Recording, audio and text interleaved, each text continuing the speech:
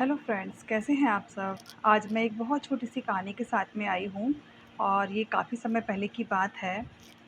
एक बार की बात है कि एक शिष्य ने अपने गुरुजी से कहा कि गुरुजी, ईश्वर कहाँ हैं। ये सबके मन में अधिकतर विचार रहता है, अधिकतर ये क्वेश्चंस रहता है कि गुरुजी, ईश्वर कहाँ हैं। तो गुरुजी ने कहा कि ईश्वर सभी के अंदर है, मनुष्य, प्राणी सभी के अंदर। जितने भी प्राणी हैं सभी के अंदर भगवान है, सभी के अंदर ईश्वर है।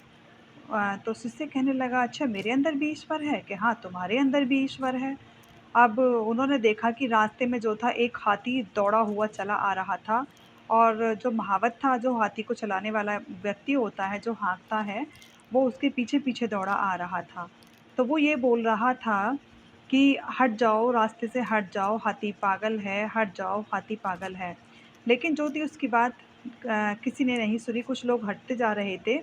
तो शिष्य ने सोचा, जब सभी व्यक्ति के, सभी प्राणी के अंदर भगवान हैं, तो आज मैं यहीं खड़ा रहता हूँ और मैं ये देखता हूँ कि हाथी के अंदर भी भगवान होगा, तो वो मुझे नहीं मारेगा। नादानी चल रही थी उसके दिमाग में और वो वहीं पर खड़ा रहा। पागल हाथी जो था वो दौड़ा चला आ रहा था और उसने जो व्यक्ति था, शिष्य था, उसको अपनी सूंड से उठाया और झाड़ियों में फेंक कर मार दिया। उसके बहुत चोट आई और चोट आने के बाद में फिर वो अपने घर पर चला गया। इसी बीच में फिर जो गुरुजी थे वो शिष्य के घर पर जाते हैं और जाकर उसके हालचाल पूछते हैं। तो वो कहते हैं कि तुम्हें तो बहुत चोट लगी है।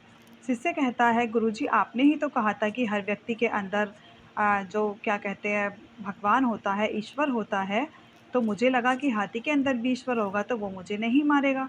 ईश्वर किसी का बुरा थोड़ी ही ना करते हैं। अब गुरुजी अपनी ही बात में फँस गए और संशय में पड़ के उन्होंने फिर आंसर दिया, संशय में पढ़कर थोड़ी देर विचार किया और गुरुजी फिर कहने लगे कि बेटा, अ, उसके पीछे जो महावत था, उसके अंदर भगवान था।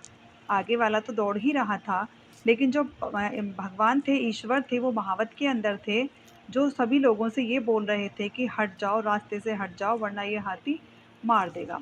ऐसा कहकर तुमने बात को नहीं सुना और जब तुमने बात को सुना ही नहीं, तो तुम्हें उठाकर फेंक दिया। तो इसका तात्पर्य यही है कि हर व्यक्ति के अंदर भगवान होते हैं। तो एक और छोटी-सी कहानी इसी के साथ में मैं आपको सुना रही हूँ। ये जो कहानी है, ये है समय का सदुपयोग। ये सन 1920 की बात है। तो भीमराव अंबेडकर जो थे, वो अपनी पढ़ाई के सिलसिले में ही हर टाइम पढ़ते रहते थे। जब वो लंदन में गए थे, तो वहाँ भी उनका काम सिर्फ़ पढ़ते रहने का था। उन्हें शिक्षा के प्रति इतना लगाव था कि वो जब भी उन्हें खाली समय मिलता था, वो उसी समय पढ़ते रहते थे। और लंदन में उन दिनों जो थे असना डेकर के साथ उनको कमरा मिला हुआ था। जो असना डेकर थे, उनके साथ उन्हें कमरा मिला हुआ था और असना डेकर को देखकर हर टाइम ताज्जुब ये होता था कि देखो, अंबेडकर जो हैं, वो सारे दिन पढ़ते ही रहते हैं, पढ़ते ही रहते हैं। तो वो कहने लगे कि भीमराव अम्बेडकर से, तुम इतना क्यों पढ़ते हो? और इतना पढ़ोगे तो फिर कैसे तुम्हारी सेहत भी ठीक नहीं रह पाएगी और तुम बीमार पड़ जाओगे। अब अम्बेडकर उनकी बातों को सुनते और इधर-उधर निकाल देते।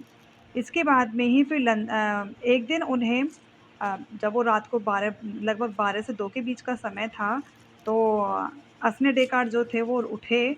उन्होंने देखा कि अम्बेडकर जी तो बहुत ध्यानपूर्वक पढ़ रहे हैं और वो मतलब पढ़ाई में ही उनका ध्यान है, वो पूरी तरह पढ़ाई में डूबे हुए हैं।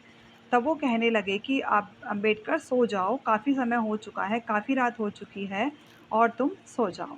तो अम्बेडकर जी ने कहा कि मैं सोऊँगा नहीं, क्योंकि अब वो गंभीर उन्होंने स्वर में कहा अम्बेडकर जी ने कि खाने के लिए पैसा और नींद के लिए मेरे पास समय कहाँ है? कि खाने के लिए तो मेरे पास पैसा नहीं है और सोने के लिए मेरे पास में समय नहीं है। मुझे तो एक-एक क्षण का सदुपयोग करना है और मुझे एक भी पल बिगाड़ना नहीं है। और ऐसा कहकर वो पढ़ाई में फिर से तल्लीन हो गए। Thank you.